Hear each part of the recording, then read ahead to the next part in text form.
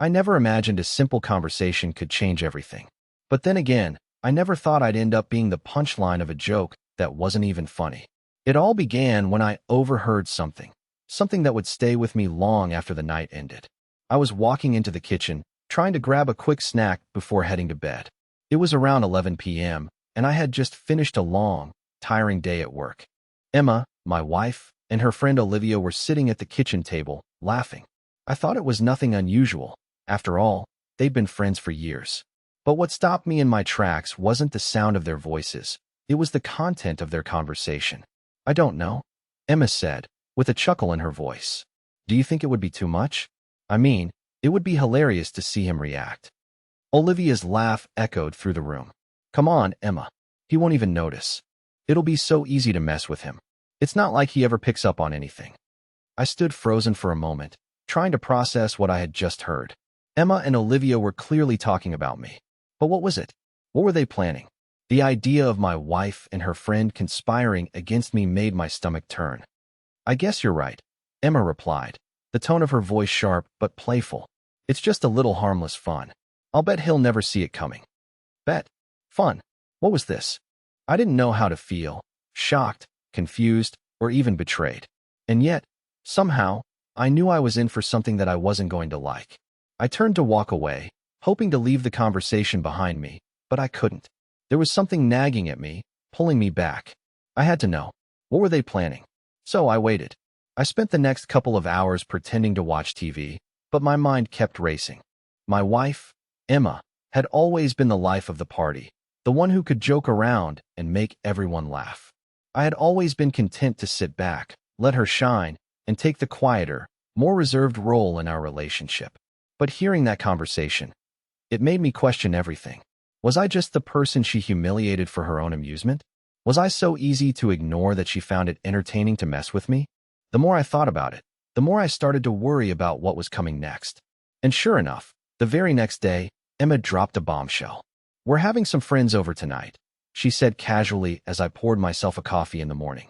"It'll be just the usual group, Olivia, Jake, and a few others. You know, the usual crowd." I nodded, still trying to shake off the unsettling feeling from the night before. But then Emma added something else, something that made my heart skip a beat. "We're going to play a game tonight," she said with a smile. "Just a little fun. You'll love it, trust me." At first, I thought it was just one of those typical games they played. Truth or dare, charades, something lighthearted. But then I remembered the conversation I overheard the night before. I wasn't sure why, but I had a sinking feeling in my stomach. Something told me this game wasn't going to be anything like what I expected. Little did I know, that night would change everything. It would be the night I realized how little I truly meant to Emma. And it all started with a bet. The evening arrived, and the moment I had been dreading finally unfolded before me. Emma was getting ready, and I could hear her in the bathroom, laughing with her friends as they got dressed for the night. I tried to brush off the anxiety gnawing at me, but I couldn't shake the feeling that something was off. She had mentioned that tonight was supposed to be fun, but there was a cold, unsettling edge to her tone that I couldn't ignore. The past few days had been filled with small, uncomfortable moments. The teasing remarks, the inside jokes they shared that I was never a part of. And now, here I was, standing on the edge of whatever game Emma had in mind, unsure of how I had become the target. As I sat in the living room, waiting for them to finish, I couldn't help but replay that conversation from the other night in my mind. "I'll bet he won't notice," Emma had said. "It'll be hilarious to see how long it takes him to catch on." The words echoed in my head, and I couldn't shake the nagging suspicion that this wasn't just a harmless prank. Whatever they had planned, it wasn't going to be a joke. When Emma finally came into the room, she was dressed in a sleek, red dress that hugged her body perfectly. She looked stunning, as usual, but there was something in her eyes, a glint that I hadn't seen before. It was as if she knew something I didn't, and it made my skin crawl. "Are you ready?" she asked, her voice cheerful, but there was an underlying edge to it. I tried to muster a smile and nod, but I could feel the unease building up inside me. As we arrived at the party, I immediately noticed the difference. The air felt charged, almost electric. Emma's friends were already gathered, their laughter filling the space, but there was something about the way they looked at me, like I was a spectator, not a participant. I tried to join in on the conversations, But every time I spoke, there was this awkward silence, followed by a quick change of topic. I couldn't help but feel out of place. I was the outsider, the one they all laughed at behind my back. But I still didn't understand why. Then, as the night wore on, Emma's friend Olivia stood up and announced, "All right, time for the game." My heart sank. I knew exactly what was coming. This was no ordinary party game. This was their twisted version of a fun night. I tried to play it off like I wasn't bothered, but I could feel the tension in the room. The others were eagerly looking at me, waiting to see how I would react. "What's the game?" I asked, trying to sound casual, even though my nerves were getting the best of me. Olivia flashed a wicked smile. "Oh, it's simple. We're going to see how well you know Emma. We're going to ask you questions about her, and if you answer wrong, you'll have to do a dare." I swallowed hard. This was just the beginning, I realized. They were going to make me look foolish, and the rest of them would be in on the joke. "All right," I said, forcing a laugh. "Let's get this over with." The first question came from Jenna, one of Emma's childhood friends. "What's Emma's favorite color?" she asked, a playful smile tugging at the corners of her lips. I had no doubt in my mind that I knew the answer. Emma had always talked about how much she loved purple. It was her favorite color, without question. "Purple," I answered confidently. Jenna's eyes glimmered with amusement. "Wrong," she said, her voice dripping with mockery. "It's actually blue. Remember Greg?" The others burst into laughter, and I felt a sharp pang in my chest. They had already set me up to fail.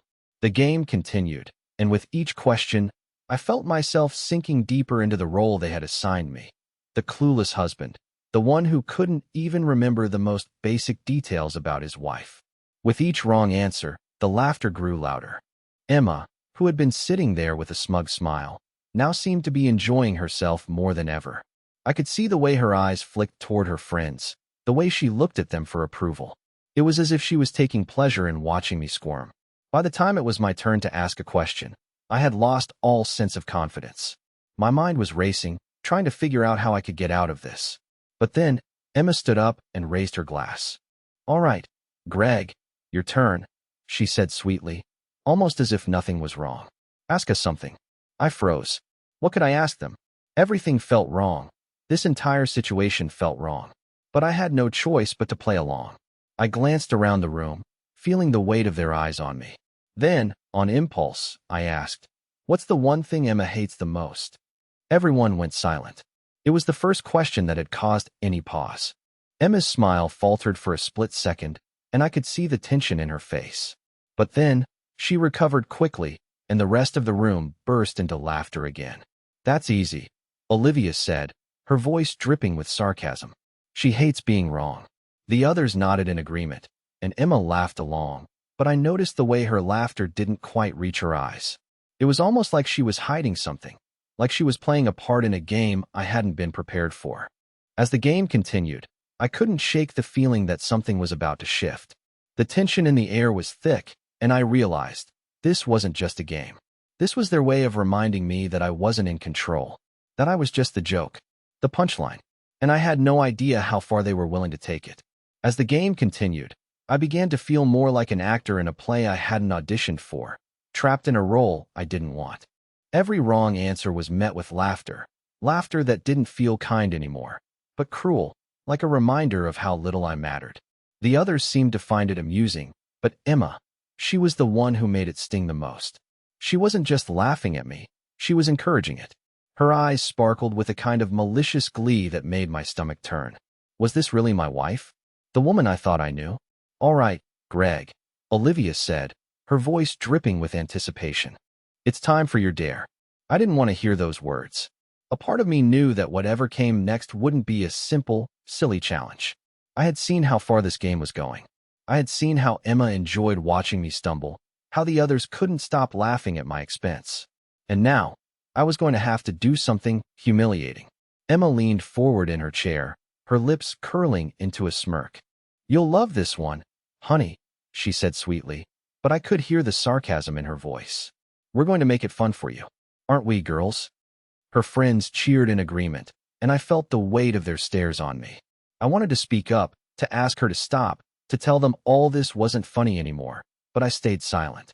I was too scared to voice my thoughts. too scared to break the illusion of happiness they all pretended to share. Okay, Greg, Olivia continued, leaning back with a satisfied smile. Your dare is simple. You have to go out onto the balcony and yell something out loud. Anything. But it has to be something personal.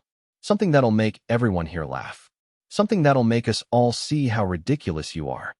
My heart sank. My palms were sweating as I tried to make sense of what I had just heard. Yell something personal? Something that would make me look stupid in front of everyone?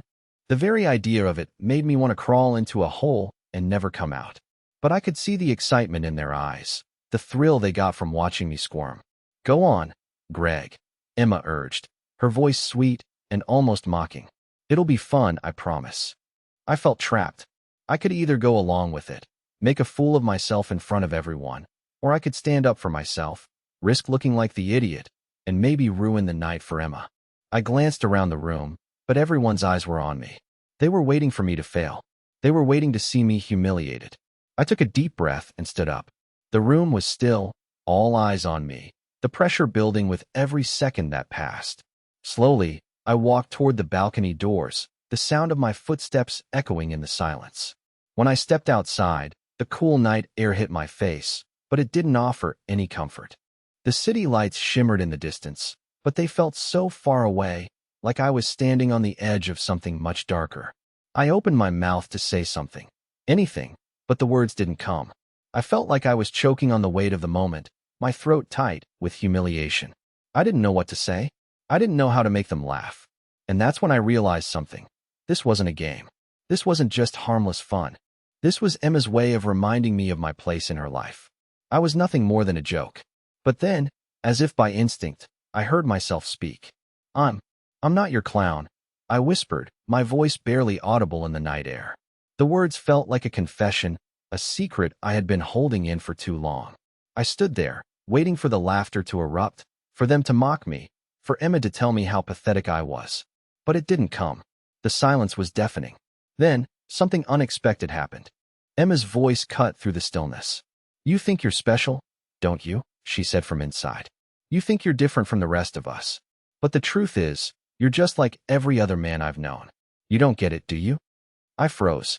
Her words stung more than any of the dares, more than the laughter, more than anything else. There was no laughter after that. No cheers, no applause. Just the suffocating weight of her words hanging in the air. I wasn't just the punchline. I was nothing. I turned to face them, the realization hitting me like a ton of bricks. The laughter that had filled the room earlier was gone. Now, all I could hear was the sound of my own heartbeat in my ears. I didn't know what was worse, the fact that I had been so blind to Emma's contempt for me, or that I had played along with their game, thinking it was all just harmless fun. I slowly walked back inside, my eyes meeting Emma's. She didn't look at me the way she used to. She didn't look at me with love or care. No, she looked at me with something colder, something I didn't recognize. It wasn't even disgust. It was indifference. And that hurt more than anything else. Are you done with your little performance, Greg? She asked, her voice dripping with sarcasm. You can sit down now. We're just getting started. The room felt colder when I walked back inside, colder than it had ever been before. The moment I stepped in, Emma's eyes met mine, but there was no warmth, no affection, just a strange, cold detachment. It was as if the last shred of trust, the last glimmer of understanding we had shared, had evaporated. I tried to shake it off, but it was impossible. The laughter had faded, and in its place was an uncomfortable silence, the kind of silence that feels like it's closing in on you from all sides. I could feel the weight of their eyes on me, the way everyone was watching me, waiting to see what I would do next. I wanted to leave. I wanted to walk out that door and never come back. But something inside me wouldn't let me. Maybe it was the fear of looking like a coward. Maybe it was the fact that I still hoped things would somehow go back to the way they were. I didn't know anymore. What I did know, though, was that the game had gone too far. Emma's friends had been taking turns asking me ridiculous questions, making me do stupid things. And every time, I had complied. I had played along, because I didn't want to rock the boat. But now I was realizing something I should have known all along. I had been the joke, the one who had never mattered to her, the one who would always be the punchline. I tried to sit down, to blend back into the background as I usually did, but this time, it felt impossible. I felt out of place, like a stranger in my own home. The room was filled with light chatter, but it all felt so distant, so hollow. Emma and her friends were laughing again, but it wasn't the same kind of laughter. It wasn't genuine. It was cruel, like they were feeding off my discomfort, enjoying every second of it. And then Olivia, with her wide grin, spoke up, her voice cutting through the tension. "Okay, Greg, time for round two. You've been such a good sport so far. Let's see if you can keep it up." Her tone was dripping with mockery, and I could see the others eagerly leaning in, waiting for what was coming next. I felt a knot tighten in my stomach. "What now?" I asked, the words slipping out before I could stop them. There was a moment of silence, just a heartbeat, before Olivia's grin widened even more, like a predator eyeing its prey. "Well, Greg," she began, "I think we need to test just how well you know your wife. Let's see if you can actually answer a question right this time." Her voice had that playful tone again, but it felt so much more sinister now. I was starting to realize that this wasn't just about a game. This wasn't just about fun. It was a power play. They were taking turns pushing me, testing my boundaries, seeing how much I could take before I broke. And at that moment, I knew something had shifted inside me. I wasn't just a participant anymore. I was the victim. I looked over at Emma. She wasn't laughing now. She wasn't even looking at me. She was staring at the floor, playing with her glass. I felt the bitterness rise in my throat. Was this how it had always been? Had I always been just the man who sat quietly, letting her have her fun, while I silently withered away in the background? Was that all I had ever been to her? Olivia's voice broke my thoughts. "All right, Greg, here's a good one for you. What is the one thing that Emma has always wanted but never gotten?" The question hung in the air, and for a moment, I felt like I was suffocating. I thought back to all the things Emma had said over the years, her dreams, her ambitions, the things she had always talked about doing but never actually did. I thought I knew her better than anyone else. After all, we'd been together for years. But now, with everyone's eyes on me, I felt completely lost. I racked my brain for the answer, but nothing came to me. I looked at Emma, waiting for some kind of hint, some kind of signal. But there was nothing. She just sat there, staring off into the distance, her face unreadable. "Come on, Greg," Olivia prodded. "You're supposed to know this. What is it? You don't even know your wife, do you?" The others chuckled, but there was no humor in it. It was a cruel kind of laughter, and I could feel the heat of humiliation flooding my face. I had no idea what she wanted. I had never asked, never bothered to listen closely enough to figure it out. I had been so busy being the quiet, supportive husband, always standing in the shadows, that I never realized how far I'd fallen from her world. "Well," Olivia's voice snapped me back to reality. "What's your answer?" I swallowed hard. "I don't know," I muttered. My voice felt weak, defeated. And when the words left my lips, I could see it, the satisfaction in Emma's eyes, the way she finally looked at me like I was nothing more than an idiot, a failure. "You don't know, Greg?" she said, her voice cold. "I've always wanted to feel appreciated. Wanted you to show me that you care. But you've never done that, have you?" Her words hit me like a slap to the face. I couldn't breathe. I had spent all this time thinking I was doing everything right, being the husband who quietly supported her, who did everything in his power to keep her happy. But I hadn't even realized that I was invisible to her. I wasn't just her husband. I was the guy she tolerated, the guy who couldn't even remember the most important things about her. "Do you get it now, Greg?" Emma's voice was sharp, but her smile never reached her eyes. "This is who you are. This is what you've become. And it's too late to change it now."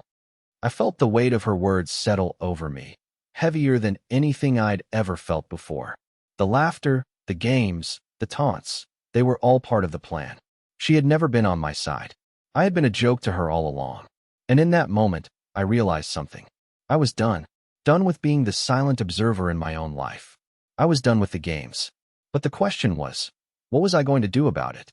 The weight of Emma's words hung in the air, suffocating everything around me. I wanted to scream, to stand up and confront her, but I couldn't bring myself to do it. The room was spinning, and for the first time in our marriage, I felt like a complete stranger to her. She was no longer the woman I thought I knew. Instead, she had become someone else entirely, someone who enjoyed watching me break down. The other guests, her friends, were still laughing. They were still part of this cruel game, playing their roles as if it was all part of the fun. But I could no longer pretend. I could no longer convince myself that this was just harmless humor. This wasn't fun. This wasn't a game. This was Emma's way of telling me, in the harshest way possible, that I wasn't worth her time, that I was just a convenient fool to be toyed with.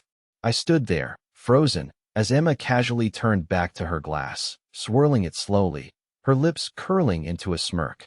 I felt my hands tremble at my sides, but I held them there, not wanting to show any more weakness.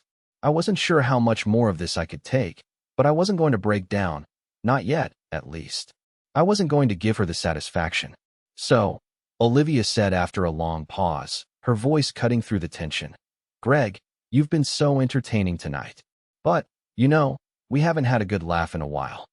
Her tone was sweet, but it was laced with venom. "How about we make it interesting?" I could feel my heart race as all eyes turned toward me. I wasn't sure what she meant by making it interesting, but I didn't have to wonder for long. Olivia stood up and clinked her glass, the sound too sharp in the quiet room. "All right, Greg, we're going to play a new game. But this one's different. This time, the stakes are higher. It's simple, really. You'll do what we tell you, and you'll answer honestly. But if you refuse, well," she trailed off with a sickening grin, letting the threat hang in the air. Emma's voice cut through the silence like a knife. "You can either play by the rules, Greg, or you can leave. But leaving means we all know you're a coward. And if you stay and refuse to do anything we say, well, that would just be embarrassing." The room went silent as I felt the full weight of her gaze on me. I thought about leaving. I thought about walking out and never coming back. But there was something about her, something about the way she spoke with such casual cruelty, that made it impossible. She wasn't just making fun of me anymore. She was breaking me down. And I was trapped in this sick little web, the strands of which seemed to tighten with every passing second. "Greg," Emma said softly, but there was no kindness in her tone. "It's your choice. Do what we say, or go home with your tail between your legs." The words stung, but they also fueled something inside me, a fire I hadn't realized was there before. Was this really how she saw me? Was I really just the fool she could push around? No, I couldn't let her win. I couldn't let her have this control over me anymore. With a deep breath, I made my decision. I wasn't going to walk away, but I wasn't going to play their game the way they wanted me to. I had to take control back somehow, even if it meant losing everything. I turned to face Emma, my heart pounding in my chest. "Fine," I said, my voice steady despite the chaos inside me. "But don't think this is over. I'm not your joke." There was a brief flicker of surprise in Emma's eyes, but it quickly disappeared, replaced by that same smug expression. Well, Greg," she said, leaning back in her chair. "I didn't think you had it in you. But let's see how long that lasts." The others laughed, but there was something different now. I wasn't just the quiet, submissive husband anymore. I wasn't playing along with their cruel little game. I wasn't going to be their entertainment anymore. Olivia, looking disappointed that I hadn't crumbled, took a step forward. "Okay, Greg, if you think you're so tough, let's see if you can handle the truth. We all know you've been walking around like you don't care, but we know the truth, don't we? You're pathetic. You know it, I know it, and Emma sure as hell knows it." I didn't flinch. Her words were harsh, but they didn't hurt the way they once would have. I was done playing the fool. I was done being the man they laughed at. The game they were playing was over, whether they realized it or not. But they didn't stop. They kept pushing, trying to get me to snap, trying to get me to do something. Anything. That would make them feel powerful. "All right, Greg," Olivia said, her voice almost pitying now. "I'll give you a chance. Here's the deal. We're all going to write down something that we know will hurt you. Something we know will break you. And then, you have to read it aloud. Let's see how much you can take." I froze. My heart skipped a beat as I realized the gravity of the situation. This wasn't a game anymore. This wasn't just about embarrassing me. This was about breaking me, completely, and leaving nothing behind. But as I stood there, facing Emma and her friends, something inside me clicked. I wasn't going to let them break me. I wasn't going to give them that power. "Go ahead," I said quietly, my voice unwavering. "Write whatever you want. But you'll see, this won't break me. It'll only prove how small you all really are." There was a moment of stunned silence, followed by the sound of pens scratching on paper. And in that silence, something shifted in me. I wasn't just going to play along anymore. I was going to take back control, even if it meant facing the darkest parts of myself. The night was far from over, and neither was the game, but it was about to change. The room was thick with tension, each passing second stretching longer than the last. I watched as the others scribbled down their thoughts, their smirks only growing more twisted with every word written. I could feel the eyes of everyone on me. Emma's gaze, cold and calculating, Olivia's piercing glare, the subtle, almost sadistic smiles of the others. My heart pounded in my chest, but there was no fear anymore. It was anger, bubbling up from deep within, hot and sharp. Anger at the way they treated me. Anger at how they thought they could break me with words, with cheap tricks. I had stayed silent for too long, allowed myself to be a part of their little game, but now I was done. They handed me their slips of paper, and I could see the anticipation in their eyes. They wanted me to crack. They wanted to see me crumble, to hear me say something that would make them feel in control. I hesitated for a moment, my eyes scanning the cruel, mocking words written on each piece of paper. It was all the same. Insults, barbs aimed at my pride, my failures, my insecurities. But none of it mattered anymore. None of it could hurt me like it once did. Not after everything they'd already put me through. I took a deep breath and unfolded the first note. Emma's handwriting was neat, deliberate. You're nothing but a shadow of the man you used to be. I don't even remember why I fell in love with you anymore. I paused, reading it over. There was no sting, no hurt, only a strange sense of clarity. I had been living in the shadow of this moment, but now I could finally see the truth. She had never truly respected me. She had never truly seen me as an equal. I wasn't her partner. I was her tool, her accessory. And she had worn me down to the point where I had accepted it. I crumpled the note in my hand and set it aside. The others were waiting for me to react, but I wasn't going to give them the satisfaction. I moved to the next one, this time from Olivia. You're a joke, Greg. A weak, boring, predictable joke. Emma's too good for you. You've been fooling yourself thinking she ever loved you. The words were sharper, colder, but again, they didn't land the way they once would have. I could feel the anger rise, not at her.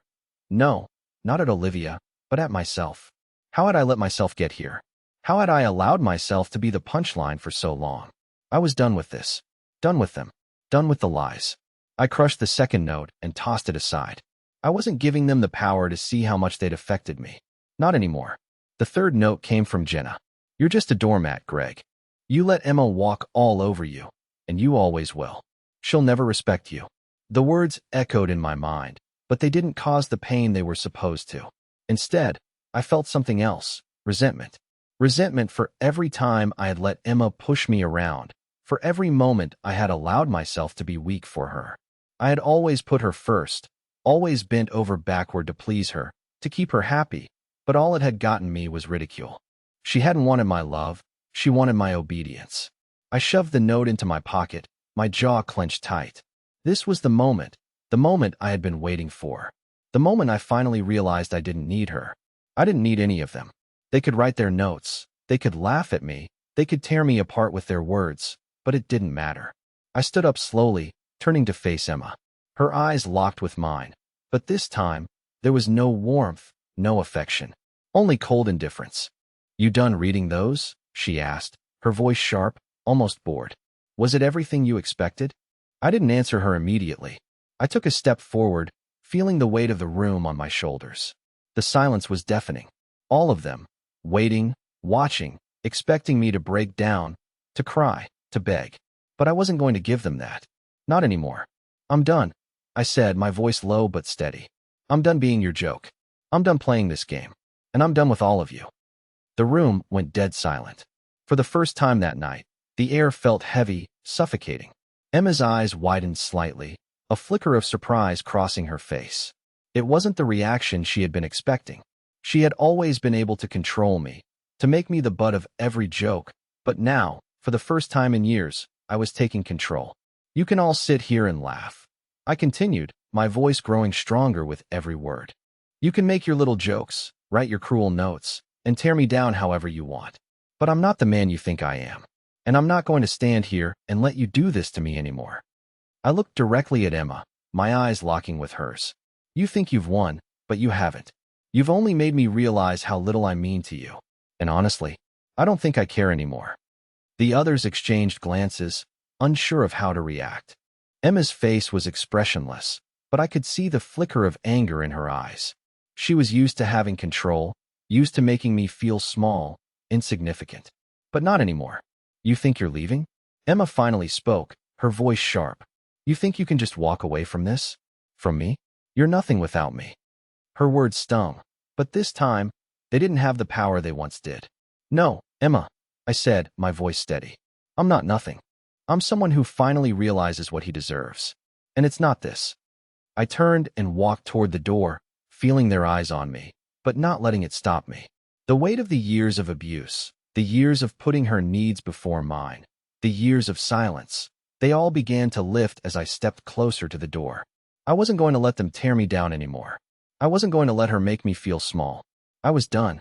And as I reached the door, I turned back for one last look. Emma was staring at me, her face a mixture of anger and disbelief. The others, too, were silent, shocked at what they had just witnessed. But there was one thing I knew for sure. I wasn't going to let them define me anymore. I was walking out of that door a different man, and I wasn't coming back. The door slammed behind me with a force I didn't even realize I had. For a second, I just stood there, in the silence of the hallway, the echo of the laughter still ringing in my ears. My hands were trembling, not from fear, but from something else, a strange mix of relief and adrenaline. I had done it. I had walked away. I had finally broken free of the chains I didn't even realize I had been carrying for so long. But even as I stood there, the weight of everything that had just happened settled in. The truth was clearer now than it had ever been. I had been living a lie. Emma had always known it. She had known exactly how to manipulate me, how to keep me in my place, how to make me believe I was nothing without her. But that was over. I wasn't going to be her puppet anymore. I stepped into the elevator and pressed the button to the ground floor, the motion almost mechanical. The harsh lights of the hallway felt distant, almost irrelevant. I wasn't the same person who had walked into that apartment hours ago. No, I had changed. I could feel it in my bones. Every step I took away from that place felt like a victory, but the questions started to creep in. What now? What was I supposed to do after all of this? I thought about what Emma had said. You're nothing without me. The words stung at first, but as I stepped into the cool night air, the sting faded. I realized something that made my chest tighten with new determination. I wasn't nothing. I was everything I needed. I didn't need her, or her friends, or anyone who had ever tried to make me feel small. The streets of the city were eerily quiet at this hour, but the hum of distant traffic and the occasional car passing by somehow felt comforting. I didn't have a plan. I didn't know what I was supposed to do next. But one thing was certain, I wasn't going back. I wasn't going to let her have control over me ever again. I found myself walking aimlessly, the cool air a welcome relief from the suffocating heat of the apartment. My mind was still reeling. The game, the notes, the dares, it was all so surreal, like something out of a twisted dream. How had I let things get so far? How had I allowed Emma and her friends to treat me like this? All the times I had played the fool, thinking I was helping her, supporting her. All the times I had swallowed my pride, convinced myself that I was doing the right thing. But none of it mattered now. I had been nothing more than a character in her story, a supporting role in her drama. My phone buzzed in my pocket, pulling me out of my thoughts. I pulled it out, half expecting to see a message from Emma or one of her friends. But it wasn't them. It was my brother, Jake. We hadn't spoken much lately, but I always knew I could count on him when things got tough. I hesitated for a moment before opening the message. Hey man, you okay? Haven't heard from you in a while. Let me know if you need anything. For some reason, his simple message felt like a lifeline. Someone cared. Someone outside of that toxic world I had been trapped in. I quickly typed out a response, my fingers moving faster than my thoughts. I'm not sure what's going on, but I'm done. I finally left. I think I'm free. Jake's reply came almost instantly. Good. You deserve better than that. I've been worried about you, man. You need a place to crash for a while. I've got an extra room. Let me know. The offer was there, simple, honest, and without expectation. I didn't need to think about it for long. The idea of a fresh start, away from all the manipulation and the games, felt like a lifeline. I didn't need Emma's approval anymore. I didn't need her friend's approval. I just needed to take care of myself. I typed back quickly, my mind already made up. I'm coming over. Thanks, Jake. I appreciate it more than you know. As I hit send, I felt something shift inside me. It wasn't just the relief of leaving. It was the realization that I had taken the first step toward reclaiming my life. The rest of the night passed in a blur. I gathered a few things from the apartment, but I didn't bother with anything that would weigh me down. I left the things that didn't matter behind, the photos, the trinkets, the memories that had been tainted by Emma's cruelty. I wasn't going to let those things keep me tethered to a past that wasn't mine anymore. By the time I arrived at Jake's place, the weight of the world felt a little lighter. I had no idea what the future held. I didn't know what was next, but for the first time in a long time, I wasn't scared. I was free. Jake greeted me with a smile and a firm hug, and I felt a small piece of the puzzle click into place. This was what I needed. Real, unconditional support. Not the fake affection and control I had gotten used to. As I sat down on the couch in his living room, the familiar sense of peace began to settle over me. I wasn't sure what the next chapter of my life would look like, but I knew one thing. I was done being the joke, and I was never going back to that life. I finally felt like I could breathe again. The days that followed were a blur of emotions, relief, fear, and a strange sense of freedom I hadn't felt in years. It was as if the weight of the world had been lifted off my shoulders. At Jake's place, I found a sense of peace I hadn't realized I'd been missing. The cluttered apartment I had called home for so long now felt like a distant memory. Every corner, every object in that space had been a reminder of what I had endured. But here, with Jake, everything felt different. It was calm. It was real. Jake was an incredible support system. We spent the first few days just talking about everything and nothing. We laughed at the ridiculousness of my situation, but also had serious conversations about what I wanted for my future. It felt so strange to be talking about my life without the weight of Emma's judgment hanging over me. For the first time in a long time, I felt like I had a voice. I felt like I mattered. Over the next few weeks, I slowly began to rebuild. I found a new apartment, one that felt like it could truly be my own. I went out with Jake and some of his friends, enjoying the kind of laughter that wasn't laced with cruelty. I even started picking up old hobbies I'd abandoned, writing, painting, things I had forgotten about while trying to keep up with the life Emma had imposed on me. It felt like waking up from a long sleep. But it wasn't just the external changes that made the difference. It was the internal shift. For the first time, I was choosing myself. I was making decisions based on what I wanted, not based on someone else's needs or expectations. Months passed, and I settled into my new life. I reconnected with old friends, ones I had lost touch with over the years. They welcomed me back with open arms, and for the first time, I could see clearly how toxic my past relationships had been. Emma and her friends, their games, their manipulation, they were nothing but a chapter in my story, and I was finally ready to close that book. One evening, while sitting at a coffee shop with Jake, I looked around and realized something. I was happy, truly happy. It wasn't the kind of happiness that came from being in control or from getting revenge. It wasn't about winning or losing. It was about peace. It was about knowing that I was enough, just as I was. And it was about knowing that no matter what, I was always capable of starting over. I had my independence, my self-respect, and most importantly, I had a future ahead of me, one that I could shape on my own terms. The person I was now was someone I could be proud of. No longer the quiet, overlooked husband. No longer the man who had let himself be invisible. I was Greg, the man who had the courage to walk away and start fresh. The man who had learned the hard way, but had come out stronger on the other side. And as I sat there with Jake, the sun setting outside, I couldn't help but feel a deep sense of gratitude. For the first time, I was in control of my own life. And that, I realized, was the greatest freedom of all. No more games. No more lies. Just the promise of a new beginning. And I was ready for it.